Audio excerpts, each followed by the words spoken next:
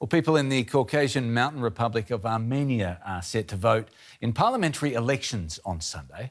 It's been seen as a choice for voters between the closer ties to Russia or to the West. Parties wrapped up their campaigns with final rallies on Friday. Campaigning is banned on the day before the poll. Incumbent Nagorno Karabakh's seeks closer relations with the European Union and the US. His main challenger is the pro-Moscow billionaire Asbed Kotchikian. A major issue is the Nagorno Karabakh, a region in the Caucasus mountains controlled by neighbouring Azerbaijan but claimed by Armenia. Russia ended its peacekeeping efforts in the territory in 2024. Many in Armenia see that as a tacit support for Azerbaijan's claim and evidence that the country should look to Europe for its political future. Sergei Satanovski from DW's Riga office reports from Armenia. Russia or Europe, war or peace. Campaign posters are everywhere in Yerevan, urging Armenians to vote in what many see as a crucial election.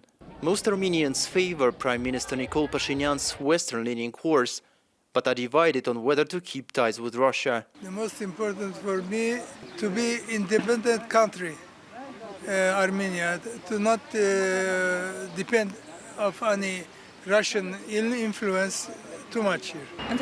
If we take Russia's side, the war will continue. Their influence over Armenia is very negative. They are undermining our independence. He wants to join Europe. That's very bad for our people. He shouldn't join Europe. He should be with Russia. 3 hours away from the capital, in Stepanavan, life is quieter. Here, Aram is trying to rebuild what his family lost. He runs an asparagus farm, a much smaller one than he had back in Nagorno Karabakh. When Azerbaijan took control of Nagorno Karabakh in 2023, Aram fled, fearing ethnic cleansing. This old Soviet Zil truck was almost all he managed to bring with him. Really just that vehicle. Everything else was left behind. All the land, the warehouses, the infrastructure, really all of it. One could say it was left there entirely, as if it's simply been handed over as a gift.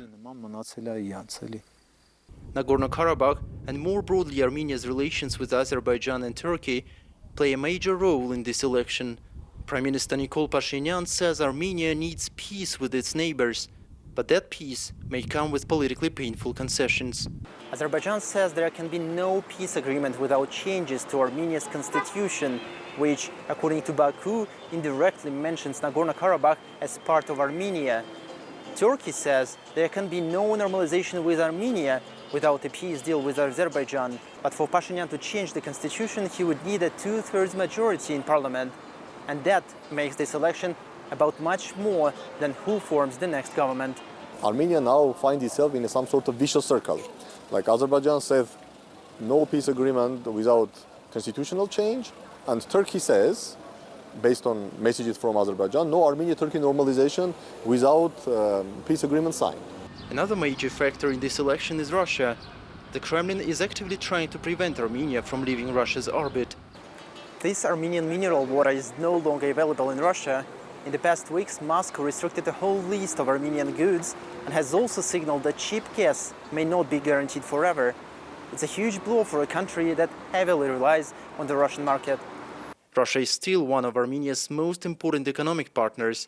Armenian exports, imports and gas supplies are all tied to Moscow. But since Azerbaijan's seizure of Nagorno-Karabakh, fewer Armenians see Russia as a reliable partner. 10 years ago, if somebody wanted to run for office, he or she would like to have Russia's backing or the perception of Russia's backing. Now, if you want to blacken somebody, you say that this person or political force is pro-Russian. Pashinyan is pushing for diversification, closer ties with the European Union, the US and India, more distance from Russia, and a foreign policy that is not built around one ally. Polls suggest that most Armenians support that direction, but support for a geopolitical shift doesn't automatically mean trust in the government. Back in Stepanavan, Aram is focused on his farm. He says he feels abandoned by Armenia's political elites. To be honest, when you analyze the current political field and when you listen to everyone's proposals and read their programs, the only impression a conscious person gets is that you should not vote at all. Pashinyan's Civil Contract Party is leading in the polls, but Aram isn't alone in his frustration. A large share of voters is still undecided or refuses to say who they support, leaving room for surprises and uncertainty about the country's future.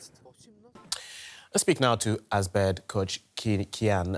He is in Yerevan. He's a professor of political science and international relations at the American University of Armenia. It's good to have you with us. Russia has been allied with Armenia for a long time. Why are these elections being framed based on that relationship and whether it survives? Well, the framing is a campaigning strategy among the various competing parties. The rift from Moscow actually started about 4 years ago after the war with Azerbaijan, and Armenia's perception that Russia, with which Armenia has a military alliance, didn't come to the rescue of the Armenian forces and Armenian in general. But it has become a political hot button, and the perceptions and the representation of each side to the other, it has become along those lines, instead of realizing that it's not just about Russia versus Europe choice, but it's also about peace versus non-peace and socioeconomic issues as well. Right. There was the conflict over Nagorno Karabakh and the disappointment about that. How big a factor do you think that will play in the way people vote? I think the dust has settled. It's been almost 3 years now since the issue, the population day was forcefully removed by the Azerbaijani forces. So I don't think that it is an issue. Poll after poll, it shows that one of the most important issues, or the most important issues for the voters, are socioeconomic issues.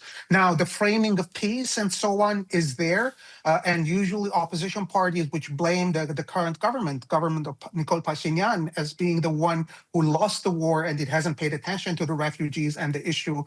They're using it as much, but I do not see that as a main driving point for voters to choose between the various parties.